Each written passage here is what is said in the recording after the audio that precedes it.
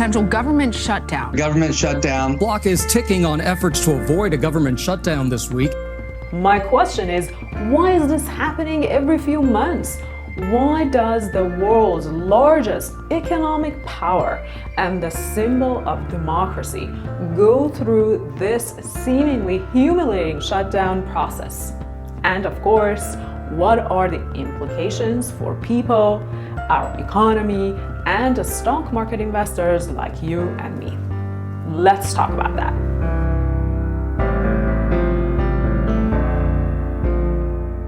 I am Hoda Mehr, founder and CEO of StockGuard, a fintech startup from California that helps you do your fundamental stock market research better and faster. On this show, I share detailed fundamental analysis and fascinating money-related stories like today's episode.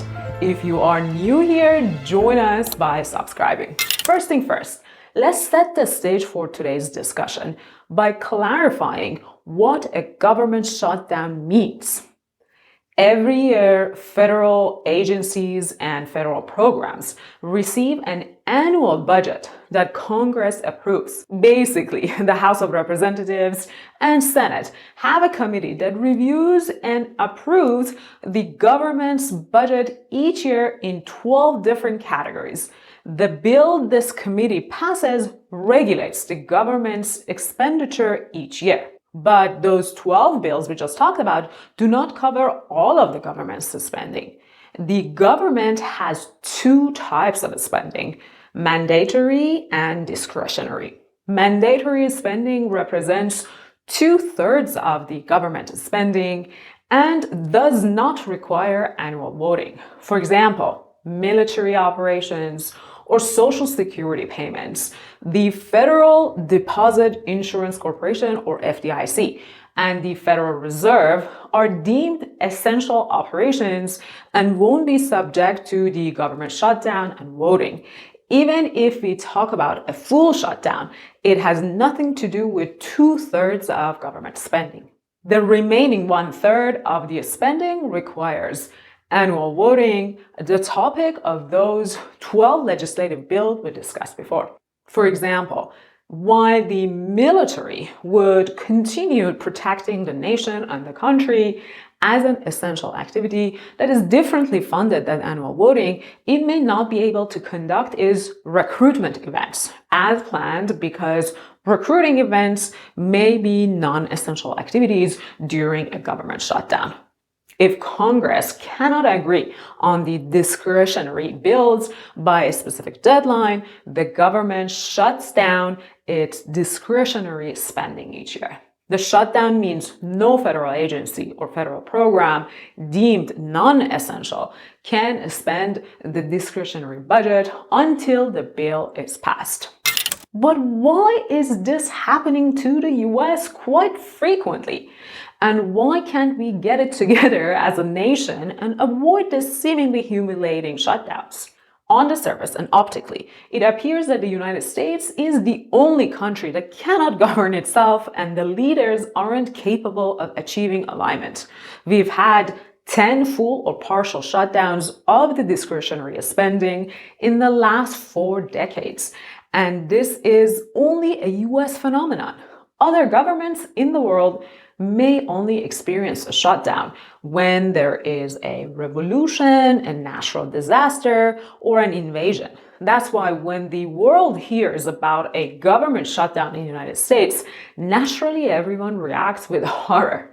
We've even seen credit rating agencies such as Moody's and the Fitch ratings referencing government shutdowns as a reason to reduce the country's rating.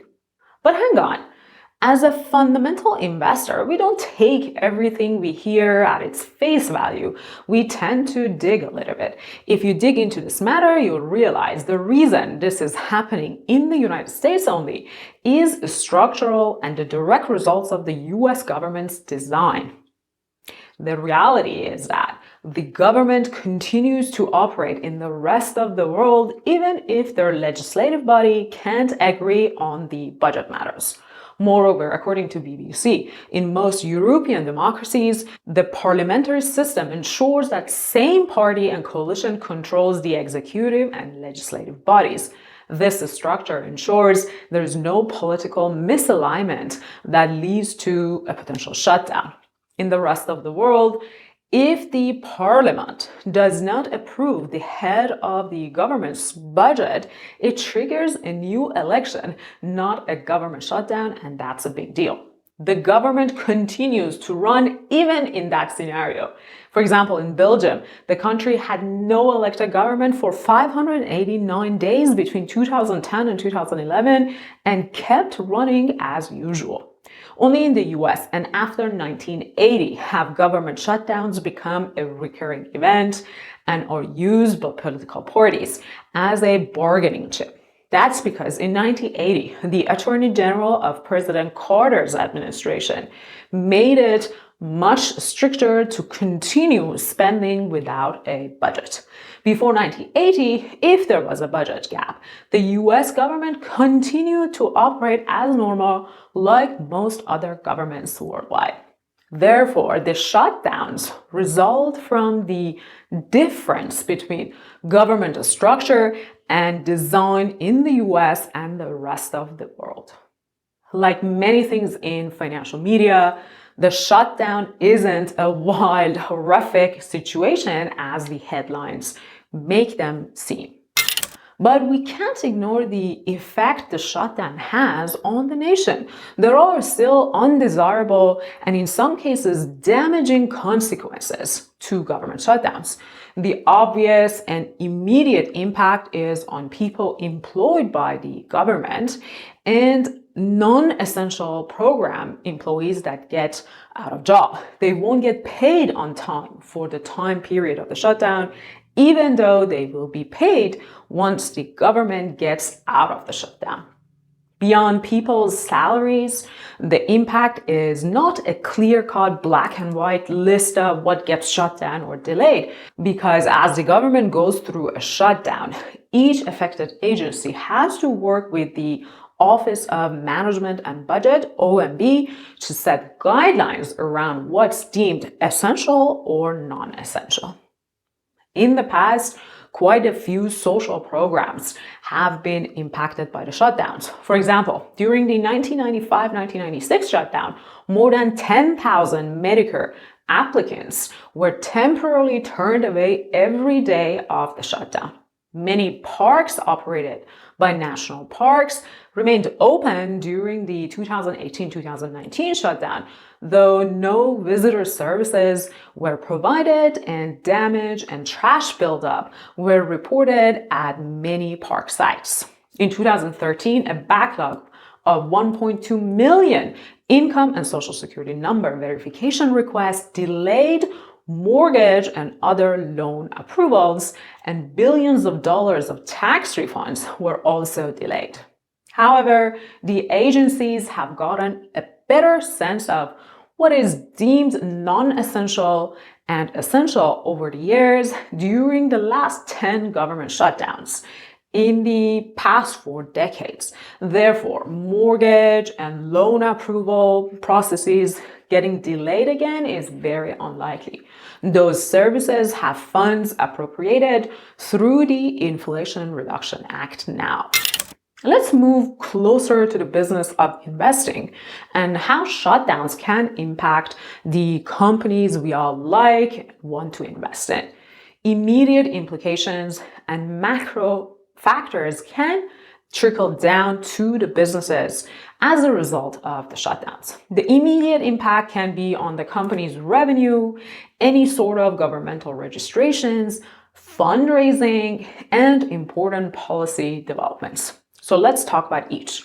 On the revenue side, if a company is a contractor to any government agency and projects that they're working on gets shut down during a shutdown as a non-essential activity, they won't get paid. This happens a lot in defense and consulting services to the government. It's important to note that in a shutdown, the full-time employees will most likely get payback once the shutdown is over, but contractors won't.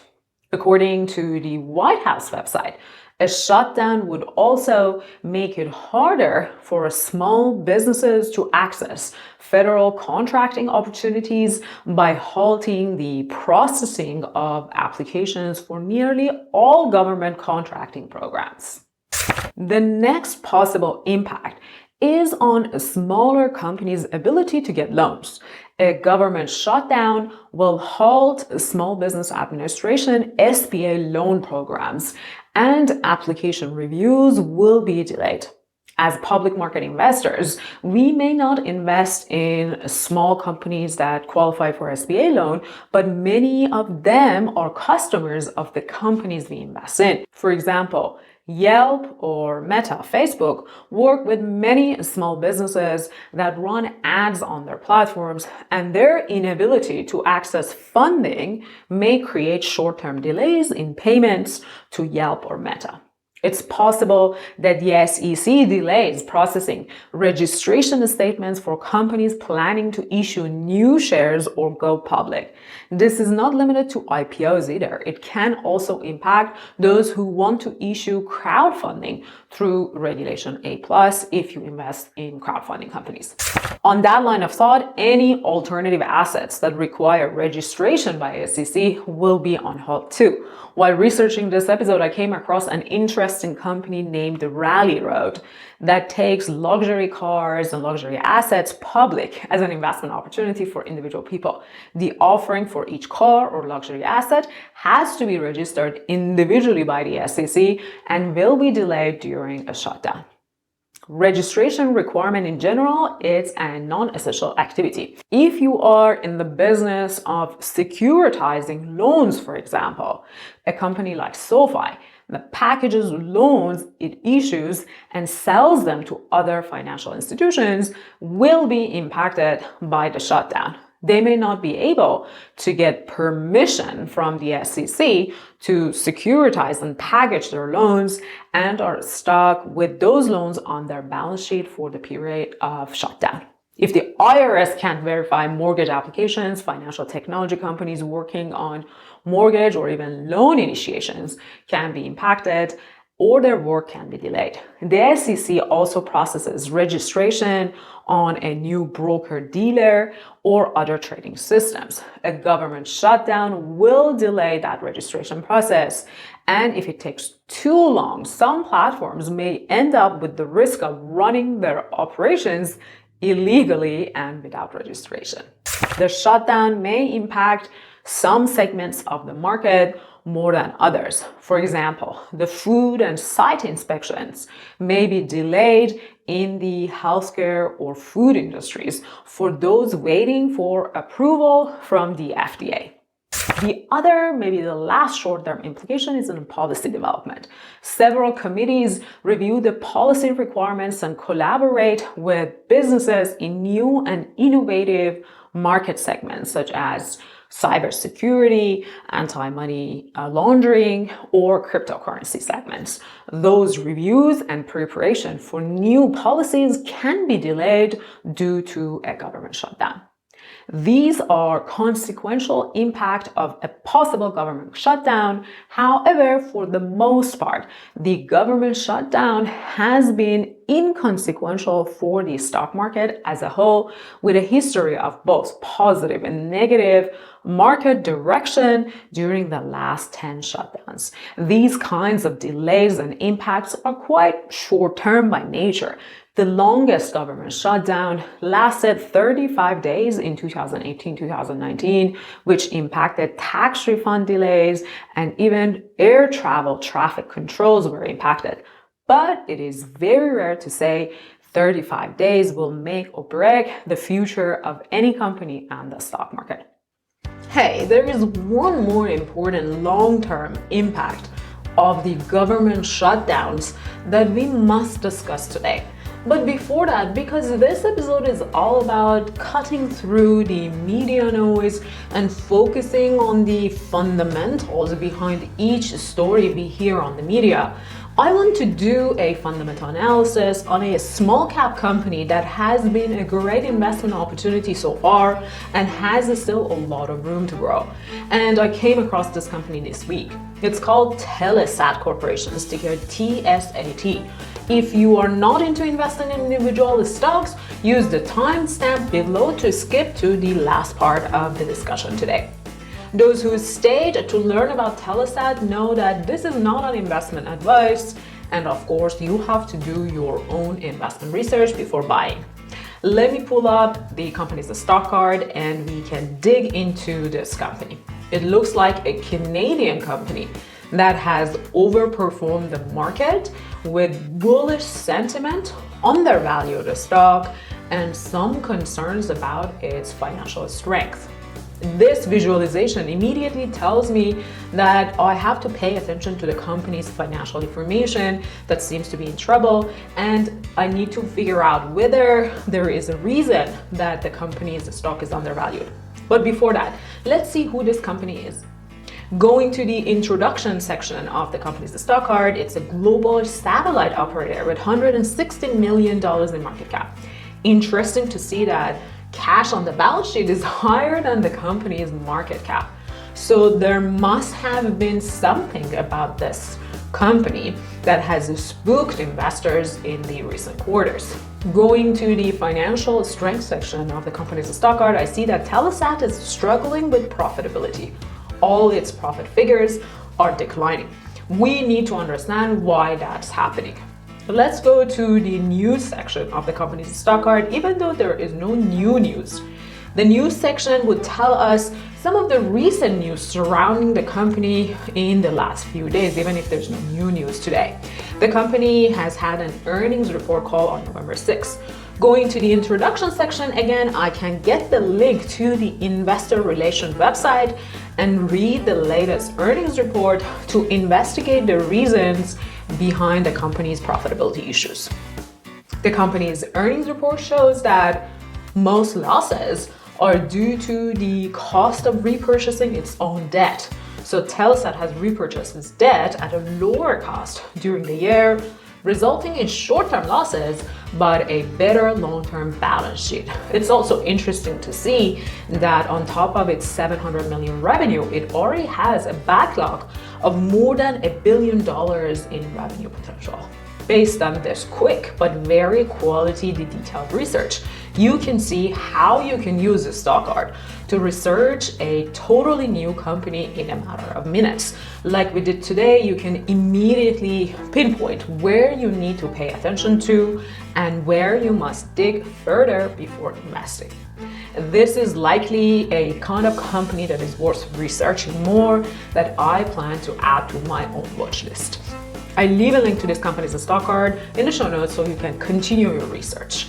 Remember that these kind of free and high quality YouTube videos, like today's episode, are only possible thanks to Stock Card's VIP users who use the Stock Card to do their own detailed fundamental research easily and quickly. If you want to join them, start for free by going to stockcard.io and try it for yourself. Now let's return to the last long-term impact of the government shutdown.